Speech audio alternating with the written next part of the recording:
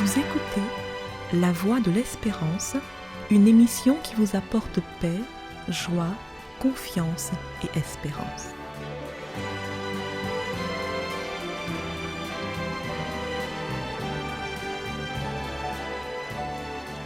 Bonjour la Guyane et bonjour à tous depuis la Guyane. Sommes-nous incapables d'apprendre? Cette question surgit avec force et insistance lorsque nous considérons l'histoire et relevons que la violence a toujours été une pratique entre les humains et ce, jusqu'à nos jours. L'humanité n'a jamais appris à se passer de la violence. Pourtant, dans d'autres domaines, l'homme montre qu'il a un haut potentiel d'apprentissage.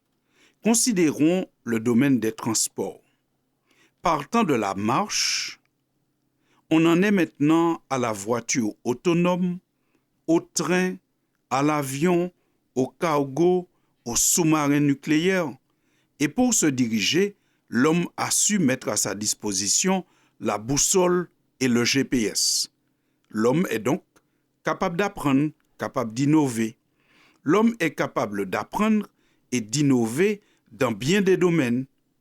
Mais concernant la gestion de la violence, apparemment, ce n'est pas pareil. Au contraire, les armes sont de plus en plus nombreuses et les actes de violence surviennent au jour et à l'endroit où on s'y attend le moins. Prenons l'exemple de la Saint-Valentin, qui est soi-disant la fête des amoureux. Mais pourtant, en ce jour, il y a encore des féminicides par conjoint ou ex-conjoint. Ce mercredi 14 février, à Grimaud, dans le Var, Lorraine, une jeune femme de 29 ans a succombé à ses blessures à l'hôpital après avoir été battue à mort par son compagnon de 33 ans à leur domicile dans la nuit du vendredi 26 au samedi 27 janvier. Notez encore, ce même mercredi 14 février à Fort-de-France, en Martinique, une femme de 22 ans a été tuée dans un appartement et le principal suspect serait son petit ami qui lui aurait tiré une balle dans la tête. 3 personnes ont été aussi interpellées ce mercredi 14 février après une fusillade qui a fait au moins 1 mort et 21 blessés. Et cela lors de la parade, c'est-à-dire lors de la célébration d'une victoire sportive à Kansas City, dans le Missouri, aux États-Unis. Après le drame, le président Biden a réitéré son appel pour légiférer sur les armes à feu. Comme nous pouvons le constater, alors qu'on fête une victoire sportive, il y a une fusillade. Alors que c'est la Saint-Valentin, il y a encore des personnes qui meurent par l'entremise de leur conjoint ou ex-conjoint. Les protagonistes des guerres en cours n'envisagent ni pause, ni cessez-le-feu, Saint-Valentin ou pas. Pour que l'homme se libère de la violence, il faudrait qu'il se libère de la source de la violence. C'est le seul chemin par lequel l'homme pourrait se détacher de la violence et apprendre à faire autrement. Mais quelle est donc la source de la violence? Jésus dit à ceux qui ont des desseins hostiles à son égard, « Vous avez pour père le diable, et vous voulez accomplir les désirs de votre père. Il a été meurtrier dès le commencement, et il ne se tient pas dans la vérité, parce qu'il n'y a pas de vérité en lui. Lorsqu'il profère le mensonge, il parle de son propre fond, car il est menteur et le père du mensonge. » Fin de citation. Cette déclaration du Christ se trouve dans l'évangile de Jean au chapitre 8 et au verset 44. Le diable est donc, selon Jésus, à l'origine de la violence. Il est meurtrier dès le commencement. Il est meurtrier parce qu'il est d'abord menteur et qu'il parle de son propre fond, c'est-à-dire qu'il ne s'appuie sur rien d'autre que sur lui-même.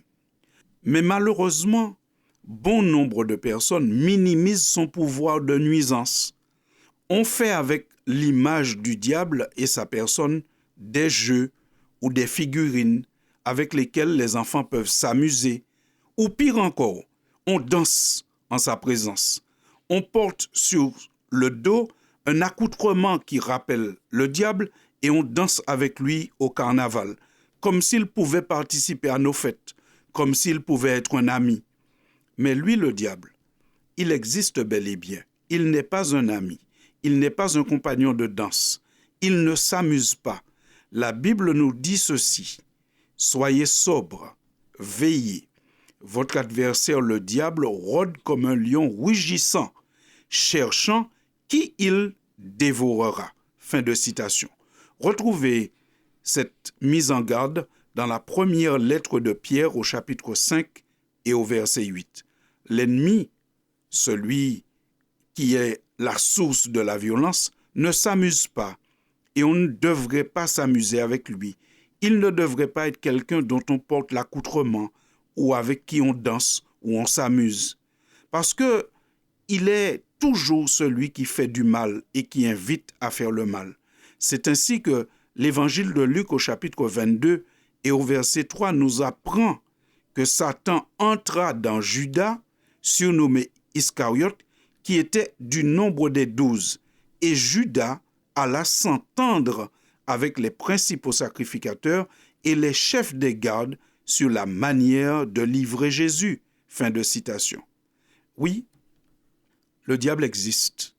Même si aujourd'hui, dans notre société qui se veut très intellectuelle parfois, on voudrait faire comme si ce personnage n'existe pas ou comme si c'est un mythe.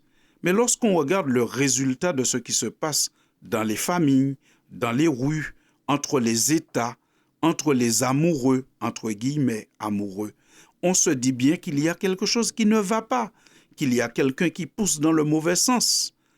La seule manière de vaincre, la seule manière de se défaire de la violence serait de ne plus être ami avec celui qui est le père du mensonge et le premier des meurtriers, mais être ami avec le Christ, celui qui a vaincu le malin.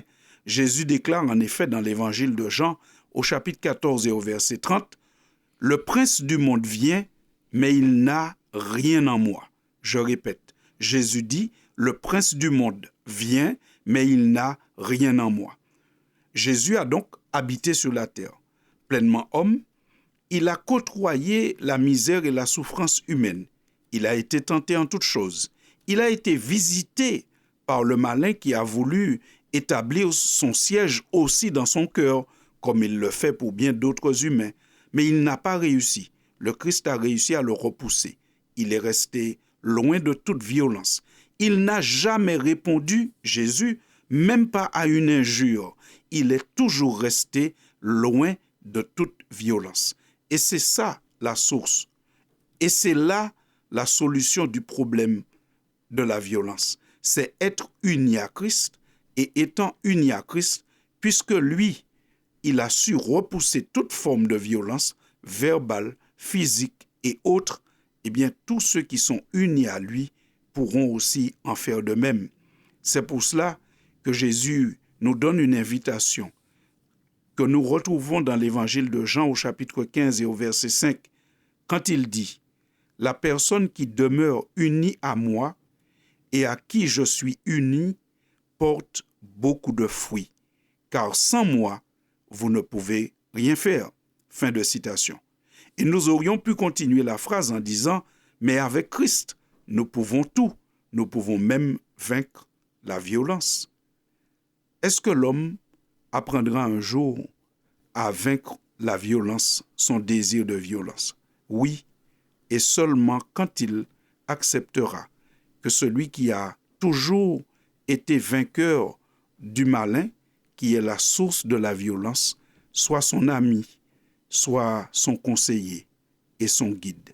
Nous parlons bien sûr de Jésus, le Fils de Dieu, venu parmi nous pour nous faire connaître le véritable caractère de la divinité.